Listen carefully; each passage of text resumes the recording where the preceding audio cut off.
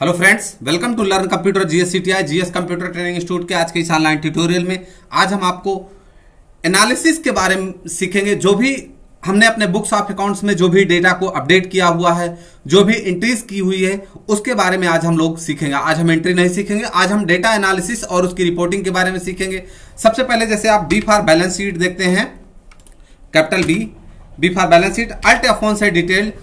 आप यहां पर देखेंगे जो कैपिटल अकाउंट है, यहां पर टोटल कैपिटल का यहां पर वैल्यू बता रहा है कि जो टोटल कैपिटल की वैल्यू है वो 10 लाख है और कहां कहां से हमारे पास ये कैपिटल आई हुई है, किन किन लोगों ने हमारी कंपनी में पैसा इन्वेस्ट किया हुआ है, उन सब की डिटेल यहां पर है।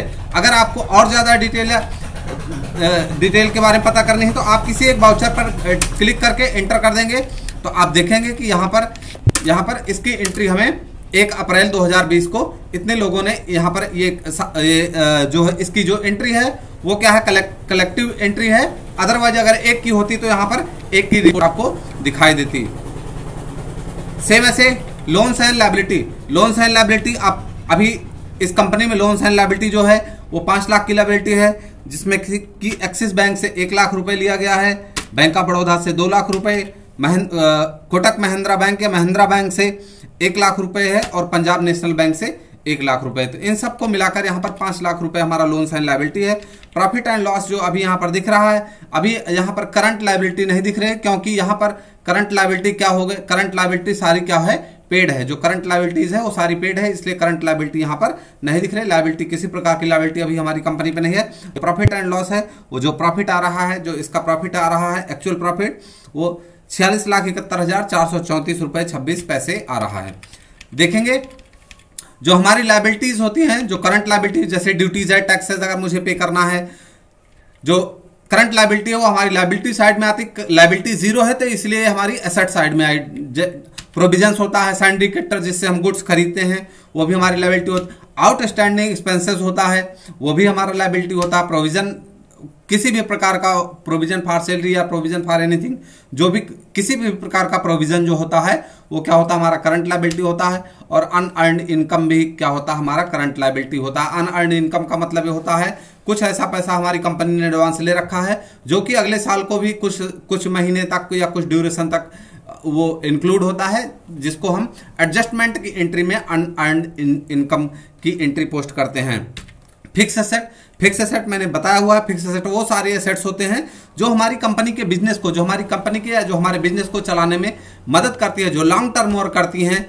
जैसे ऑफिस का लैपटॉप हो गया, ऑफिस जो है कूलर हो गया, एसी हो गया, माइक्रोवेव हो गया, ऑफिस की गाड़ी हो गई, जो भी ऑफिस मतलब कि ऐसे सामान जो रोजमर्रा के यूज में ऑफिस का सामान यूज हो रहा है उसको हम क्या कहते हैं, फिक्स एसेट कहते हैं। जैसे आप देखेंगे यहाँ पर लेनोवो लैपटॉप है, ट्रैक्टर है, माइक्रोवेव है, मोबाइल है, बाइक है, कार है, प्रिंटर है, वाटर कूलर है, ये सारे क्या है, हमारे फिक्स एसेट्स हैं। नेक्स्ट है इन्वेस्टमेंट का मतलब ये होता है कि हमारी कंपनी ने पैसा कहीं पर इन्वेस्ट कर रखा है, जिसमें से कि जो हमारा मूलधन है वो तो रिटर्न ही होगा, प्लस उसमें टाइम ड्यूरेशन के अनुसार उस पर हमें अच्छा खासा प्रॉफिट मिलेगा, तो वो क्या होता है, इन्वेस्टमेंट। जैसे इन्वेस्टमेंट इन बजाज फाइनेंस, ठीक है ना, कहीं पर LIC में इन्वेस्ट किया हुआ है, SBI जनरल इंश्योरेंस में इन्वेस्ट किया हुआ है। नेक्स्ट है हमारा करंट एसेट ऐसे एसेट्स होते हैं जो कि क्या होते हैं कि सारे ऐसे करंट एसेट का मतलब ये होता है जैसे कैश हो गया, स्टॉक हो गया, रॉ मटेरियल हो गया, रेडी टू यूज हो गया, डिपॉजिट एसेट्स हो गया, डेप्टर्स हो गए, ये अकर्ड इनकम हो गया, ये सारे क्या होते हैं, हमारे करंट एसेट्स होते हैं। ऐसे एसेट्स जो आसानी से पैसे में कन्वर्ट हो जाते हैं, ऐसे एसेट्स जो आसानी से पैसे में कन्वर्ट हो जाते हैं वो सारे क्या कहलाते हैं, हमारे करंट एसेट कहलाते हैं। तो ये रहा बैलेंस शीट। दूसरा P for profit and loss देखेंगे, अल्ट F1। आप देखेंगे कि यहाँ पर ओपनिंग स्टॉक कुछ भी नहीं है। ओपनिंग स्टॉक का मतलब ये होता है कि जिस फाइनेंशियल ईयर में हमारी कंपनी वर्क किया हुआ है, नेक्स्ट फाइनेंशियल ईयर को अगर हम चेंज कर देते हैं तो वहां पर क्या दिखाने लगेगा, ओपनिंग स्टॉक दिखने लगेगा। तो अभी मैंने इसी फाइनेंशियल ईयर में काम किया हुआ है, तो अभी यहाँ पर मुझे ओपनिंग स्टॉक नहीं देगा।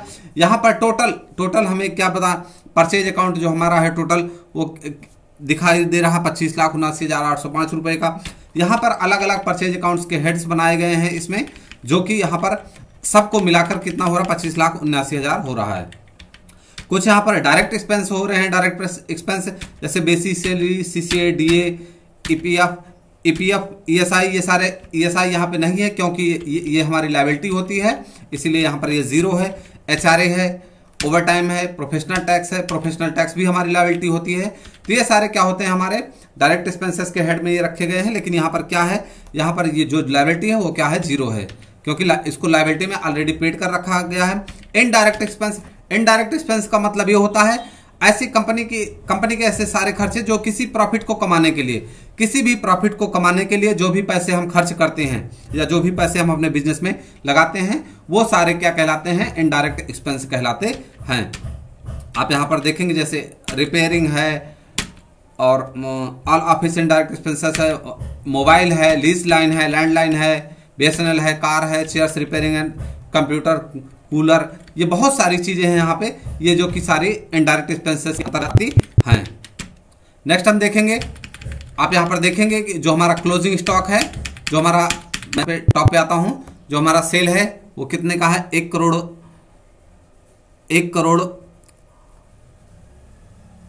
8,83,378 रुपए का जो हमारा सेल है। यहाँ पर आप देखेंगे अलग अलग सेल अकाउंट के अंतर्गत अलग अलग हेड बनाएंगे, sale account, sale exports, sale order, sale account और सेल एक्सपोर्ट्स। एक्सपोर्ट्स मीन्स बाहर को विदेश, सेल्स और sales return. Sales return means किसी भी कस्टमर को अगर हमने सामान भेजा हुआ है और उससे सामान मैं वापस बोलता हूं कि ऐसा करो कि अगर सामान खराब है तो आप मुझे सामान वापस कर दो, तो जो भी सामान वापस लेते हैं वो सेल अकाउंट के अंडर सेल रिटर्न्स लेते हैं, ताकि जो कि सेल अकाउंट में हमारा क्या दिखता है, माइनस के रूप में दिखता है। क्लोजिंग स्टॉक, फिनिश गुड्स हमारे पास इतना पड़ा हुआ है, रॉ मटेरियल इतना है, और उसके बाद ये हमारे सारे क्या हैं, हमारे पास ये सारे स्टॉक पड़े हुए हैं। ग्रॉस प्रॉफिट यहाँ पर आप देखेंगे, यहाँ पर दो चीजें दिखाई दे रही हैं। यहाँ पर ग्रॉस प्रॉफिट 93,17,541 रुपए हैं, जबकि इनडायरेक्ट इनकम मेरे पास 69,719 रुपए है, और इनडायरेक्ट एक्टिवा ऑन इंट्रेड, मैं इसको एंटर करता हूँ, यहाँ पे रिसिप्ट है, और ये हमारा क्या हुआ, ये हमारा इनकम है। इनकम का मतलब ये हुआ कि ये सारे हमारे इनडायरेक्ट इनकम के अंतर्गत हैं, क्योंकि हमने क्या कर रखा है, कुछ सामान बेचा हुआ है तो उस पर हमने एक्स्ट्रा चार्जेस लगा रखे हैं, जो कि हमारा इनडायरेक्ट इनकम के अंतर्गत है। Yes for stock summary, stock summary में आप एल्ट F1 करेंगे तो आप देखेंगे जो भी आपके फिनिश गुड्स हैं, फिनिश गुड्स क्या है, आपके पास रॉ मटेरियल्स क्या हैं, और आपके पास मेन लोकेशन में किस लोकेशन में कौन कौन से आइटम आपके पड़े हुए हैं, किस गोडाउन में कौन सा आइटम पड़ा हुआ है, ये सारी चीजें आपको स्टॉक समरी के अंतर्गत आपको देखने को मिल जाएगा। नेक्स्ट है R for ratio. R for ratio, यहाँ पर रेशियो वर्किंग कैपिटल, जो आपकी कैपिटल है उसमें से कितना पैसा जो क्या हो रहा है, जो काम में आ रहा है, जो पैसा यूज किया जा रहा है। नेक्स्ट है cash in hand. Cash in hand का मतलब यह है कि आपकी कंपनी में कैश इन हैंड कितना है, बैंक अकाउंट्स में कितना है, ओडी अकाउंट्स में कितना है, डेप्टर्स आपको पैसे लेने कितने हैं, क्रेडिटर्स आपको पैसे देने कितने हैं, आपने सेल कितना किया हुआ है, परचेज कितना किया हुआ है, स्टॉक इन हैंड अभी आपके पास क्या है, नेट प्रॉफिट क्या है, वर्किंग कैपिटल का टर्नओवर कितना है, इन्वेंट्री का टर्नओवर कितना है। यहां पर टर्नओवर का मतलब ये होता है कि उतने पार्टिकुलर ड्यूरेशन में आपने कितना काम किया हुआ है, या उस ड्यूरेशन में आपका पैसा या आपका सामान कितनी बार वो रिवर्स किया गया है, जिसको आप टर्नओवर कह सकते हैं।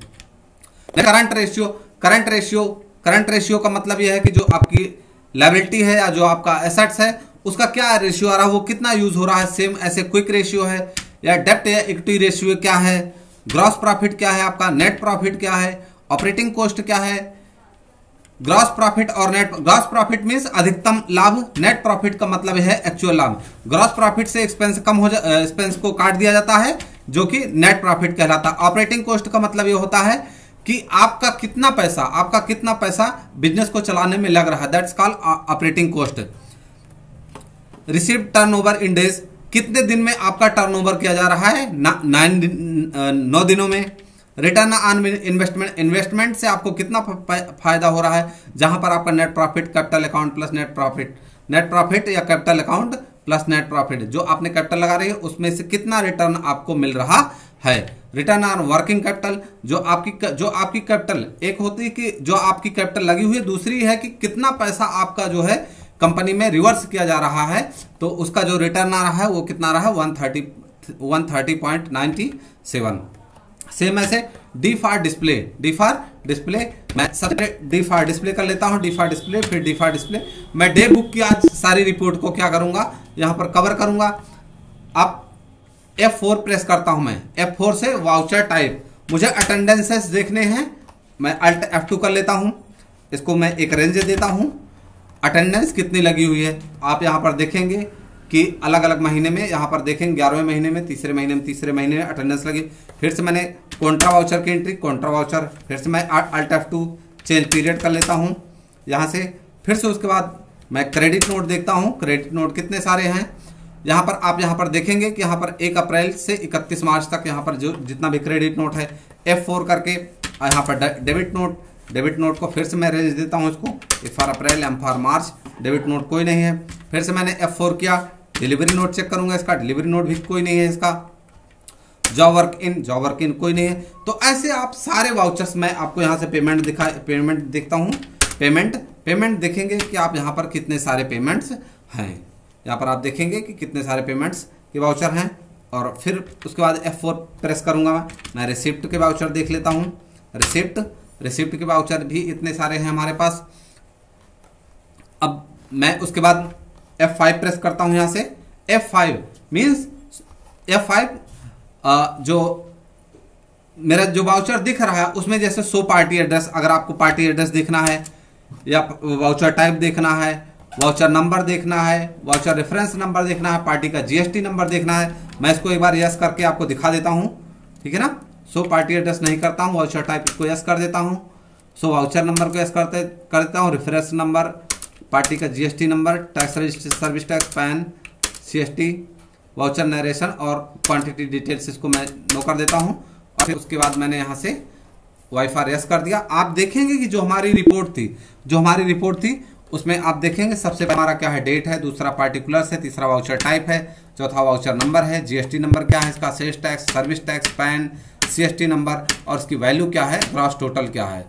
और यहाँ पर ये और इसके बाद भी 23 कॉलम है कि किस पार्टी से कब कितना पैसा रिसीव किया गया है। यहाँ पर ये सारी क्या पूरी आ रही है, यहाँ पर ये सारी पूरी डिटेल यहाँ पर दिख रही है। फिर उसके बाद मैं यहाँ से बैक कर लेता हूँ इसके, फिर डी फॉर डिस्प्ले कर लेता हूँ, F4 से रिसिप्ट, मैं रिसिप्ट पे जाता हूँ, रिसिप्ट गया। अब उसके बाद F6 अभी मैंने सेम इसका डेफिनेट वो बताया। और उसके बाद नेक्स्ट मैं देखता हूँ, अगर मुझे इसको हटाना है, तो मैं क्या करूंगा, मैं कंट्रोल क्यू किया तो सारा डे बुक हट गया। फिर से press D F4 for voucher, मैं रिसिप्ट पे जाता हूं, रिसिप्ट। फिर उसके बाद किसी वाउचर को अल्टर करने के लिए एंटर प्रेस करेंगे, यहां से हम वाउचर को टाइप को बदल सकते हैं। और फिर उसके बाद अल्ट डी, किसी को डिलीट करना है तो अल्ट डी, ये पूछ रहा है कि डिलीट करना है या नहीं करना है, वाई फॉर यस, डिलीट करना है। अल्ट एक्स, किसी वाउचर को अगर कैंसिल करना है तो आप यस कर देंगे तो वो वाउचर कैंसिल्ड हो जाएगा। आप देखेंगे कि यहाँ पर जो कैंसिल्ड वाला है, यहाँ पर पहला वाउचर क्या हो गया है, वाउचर नंबर 64 क्या हो गया है, कैंसिल्ड हो गया है। अभी यहाँ पर कुछ नहीं दिख रहा क्योंकि मैंने इसको क्या कर दिया, कैंसिल। अगर मुझे इसको डिलीट करना है तो alt D Y for yes, वो क्या हो गया, डिलीट हो गया। और यहाँ पर मैं अल्ट 2 प्रेस करता हूँ, डुप्लीकेट वाउचर, उसी का डुप्लीकेट वाउचर अगर आपको बनाना है तो आप यहाँ से उसको एडिट कर सकते हैं। यहाँ पे क्या है, 10,000 मैंने कर दिया, कंट्रोल ए से डेटा सेव कर दिया, मैंने में कुछ नहीं लिख रहा हूँ।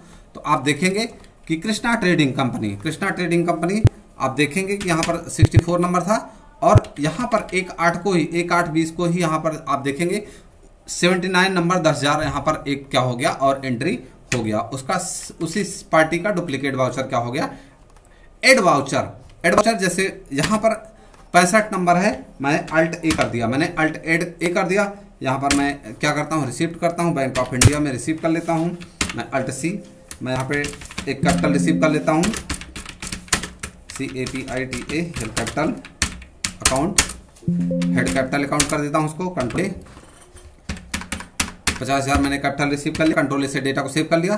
तो आप देखेंगे कि यहाँ पर 65 नंबर के बाद 66 नंबर जो है, जो अभी हमने वाउचर को एंट्री किया वो क्या हो गया, वहां पर एक वाउचर एंट्री हो गया। जो वाउचर 70 था वो कहां चला गया, 80 पे चला गया। तो ऐसे होता है कि add voucher, I for insert voucher, alt I for insert voucher, एक नया वाउचर इंसर्ट करने के लिए एक नया वाउचर आप ऐसे इंसर्ट कर सकते हैं। DD F4 रिसिप्ट पर मैं बता रहा हूं आपको, रिसिप्ट, और उसके बाद अल्ट आर से रिमूव वाउचर, अल्ट आर से रिमूव वाउचर, और उसके बाद अल्ट यू से रिमूव वाउचर। और यहीं पर अगर आप कंट्रोल यू देंगे तो एक बार में सारा का सारा वाउचर क्या हो जाएगा, रिस्टोर हो जाएगा। स्पेस फॉर सेलेक्ट वाउचर, आप स्पेस देखेंगे, अगर कंट्रोल स्पेस के साथ प्रेस करेंगे तो सारा वाउचर एक बार में ही क्या हो जाता है, सेलेक्ट हो जाता है। यहां पर सारा वाउचर एक बार में ही सेलेक्ट हो जाता है। रिसिप्ट में करता हूं, रिसिप्ट, आप देखेंगे रिसिप्ट वाउचर। फिर उसके बाद नेक्स्ट आता है, यहां पे नेक्स्ट हम देखेंगे इन्वेंट्री रिपोर्ट, F9 से इन्वेंट्री रिपोर्ट। मैं यहां से yes for stock, F9 for inventory report, मैं यहां से चला जाता हूं। इन्वेंट्री रिपोर्ट 100 दिखा रहा है। फिर उसके बाद मैं यहां से फिर से मैंने F9 रिपोर्ट प्रेस किया। फिजिकल स्टॉक रजिस्टर में कोई एंट्री नहीं है। फिर से उसके बाद मैंने F9 किया।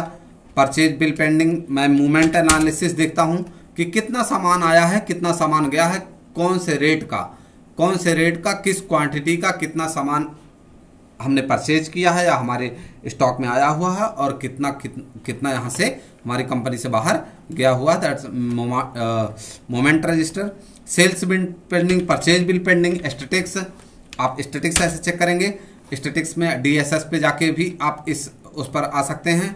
मैं दोबारा F9 इन्वेंट्री रिपोर्ट करता हूं, और यहाँ पर स्टॉक क्वेरी आप कर सकते हैं, स्टॉक समरी चेक कर सकते हैं। यहाँ पे आप देखेंगे यस फॉर स्टॉक करेंगे, फिर भी आपको ऐसे दिखेगा कि आपका क्वांटिटी कितना है, उसका रेट क्या है पर पीस, और उसकी टोटल वैल्यू क्या है। फिर उसके बाद मैं गेटवे ऑफ टैली से मैं यहाँ से अभी DD प्रेस कर देता हूँ। Demand report, B for balance sheet मैं प्रेस किया। फिर उसके बाद मैं F10 प्रेस करता हूँ। बिल्स पेबल, जितना बिल्स पेबल होगा वो क्या होगा, हमें सारा यहाँ पर दिखाई दे देगा, जितना बिल्स पेबल होगा। फिर से मैं F10 प्रेस करता हूँ।